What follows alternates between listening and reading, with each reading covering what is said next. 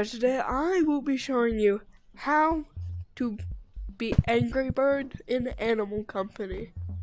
So, come on, and you're gonna need two items. You're gonna need just a plunger and a hookshot.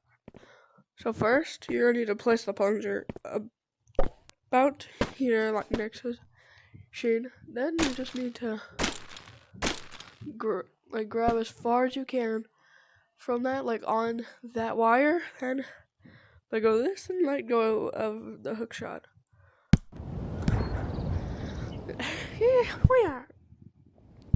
Then you land in a tree. And you can change where you go, so. Yep, that's it. Bye.